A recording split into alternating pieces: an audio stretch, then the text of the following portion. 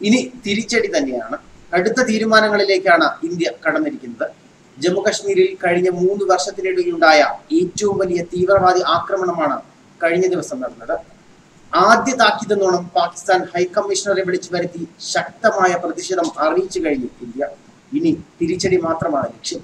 പുൽവാമ ഭീകരാക്രമണം ചർച്ച ചെയ്യാൻ ചേർന്ന മന്ത്രിസഭ ഉപസമിതി യോഗത്തിന് ശേഷമാണ് ഹൈക്കമ്മീഷണറെ വിദേശകാര്യ മന്ത്രാലയം വിളിച്ചു വരുത്തിയത്. വിദേശകാര്യ സെക്രട്ടറി വിജയ് ഗോഖലെയാണ് പാക് ഹൈക്കമ്മീഷണർ ഹുസൈൻ മെഹമൂദിനെ വിളിച്ചു വരുത്തിയത്.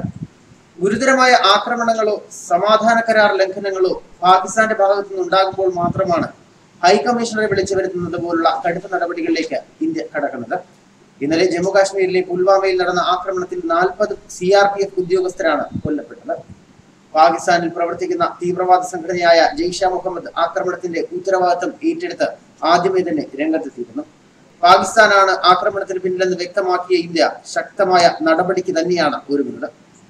പാകിസ്ഥാന് നൽകിയ സൗഹൃദ രാജ്യം എന്ന പദവി ഇന്ത്യ എടുത്തു കളഞ്ഞിരുന്നു. അന്താരാഷ്ട്ര സമൂഹത്തിൽ പാകിസ്ഥാനെ ഒറ്റപ്പെടുത്തുമെന്നും പുൽവാമ ആക്രമണം ലോകരാജ്യങ്ങൾക്ക് മുന്നിൽ ശക്തമായി ഉയർത്തുമെന്നും ജെയ്ഷെ മുഹമ്മദ് തലവൻ മസ്ഊദ് അസ്ഹറിനെ അന്താരാഷ്ട്ര ഭീകരവാദിയായി പ്രഖ്യാപിക്കുമെന്നും ആവശ്യപ്പെടാനും പ്രധാനമന്ത്രി നരേന്ദ്രമോദിയുടെ വസതിയിൽ ചേർന്ന മന്ത്രിസഭാ ഉപസമിതി യോഗം തീരുമാനിച്ചു. എന്തായാലും ഭീകരാക്രമണത്തിനെതിരെ ഇന്ത്യക്ക് പിന്തുണയുമായി റഷ്യ അടക്കമുള്ള വമ്പൻ ലോകരാജ്യങ്ങളും രംഗത്തെത്തിയിട്ടുണ്ട്. അതേസമയം പാകിസ്ഥാനിലെ ഇന്ത്യൻ ഹൈക്കമ്മീഷണർ അജയ് ബിസാരിയെ തിരികെ ദില്ലിയിലേക്ക് വിളിപ്പിക്കാനും തീരുമാനം ആയിട്ടുണ്ട്. പുൽവാമ ഭീകരാക്രമണത്തിന്റെ പശ്ചാത്തലത്തിൽ ഇനി പാകിസ്ഥാനെതിരെ സ്വീകരിക്കേണ്ട നടപടികളെക്കുറിച്ച് ചർച്ച ചെയ്യാനാണ് ഇത്. UN സുരക്ഷാ കൗൺസിൽ ഉപരോധം ഏർപ്പെടുത്തിയ തീവ്രവാദ സംഘടനകളിൽ ഒന്നാണ് ജെയ്ഷെ മുഹമ്മദ്. എന്നാൽ മഖ്സൂദ് അസ്ഹർ ഇപ്പോഴും ഇന്ത്യ പാക് അതിർത്തിക്കടുത്ത് പാകിസ്ഥാന്റെ മൂക്കിന് തൊട്ടു താഴെ വിഹരിക്കുകയാണ്.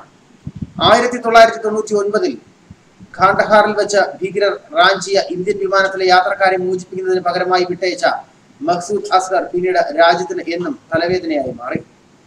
ജമ്മു കാശ്മീരിൽ ഭീകര പ്രവർത്തനങ്ങൾക്ക് നേതൃത്വം നൽകിയ മഖ്സൂദ് അസ്ഹറിനെ 1994 പിടികൂടിയിരുന്നു. എന്നാൽ 1999 ഇന്ത്യൻ എയർലൈൻസ് വിമാന റാഞ്ചിലൂടെ ചിത്രം മാറുകയായിരുന്നു. കാണ്ഡഹാറിലേക്ക് കൊണ്ടുപോയ യാത്രക്കാരെ മോചിപ്പിക്കുന്നതിന് പകരമായി ജയിലിൽ നിന്ന് മഖ്സൂദ് അസ്ഹറിനെ വിട്ടയക്കേണ്ടി വന്നു. തിരിച്ച് കറാച്ചിയിലെത്തിയ മഖ്സൂദ് 10,000 പേർ തിങ്ങി നിറഞ്ഞ പൊതുസമ്മേളനത്തിൽ പറഞ്ഞതിങ്ങനെയാണ്: ഇന്ത്യയെ നശിപ്പിക്കാതെ മുസ്ലിങ്ങൾക്ക് സമാധാനമായി ഉറങ്ങാനാവില്ല. കശ്മീരിനെ എന്ത് വില കൊടുത്തും മോചിപ്പിക്കും. പിന്നീട് ജെയ്ഷെ മുഹമ്മദ് എന്ന ഭീകര സംഘടന രൂപീകരിച്ച് തുടർച്ചയായി ഭീകരാക്രമണങ്ങൾ നടത്തുകയായിരുന്നു മഖ്സൂദ് അസ്ഹർ. 2008 മുംബൈ സ്ഫോടന പരമ്പര, 2016 പത്താൻകോട്ട് ആക്രമണം തുടങ്ങിയവ ആസൂത്രണം ചെയ്തതും മഖ്സൂദ് അസ്ഹറാണ്. ഇതിനെല്ലാം ഇന്ത്യ കനത്ത തിരിച്ചടി നൽകാനാണ് ഇപ്പോൾ തീരുമാനം എടുത്തിരിക്കുന്നത്. ന്യൂസ് ഡെസ്ക് മലയാളി വാർത്ത.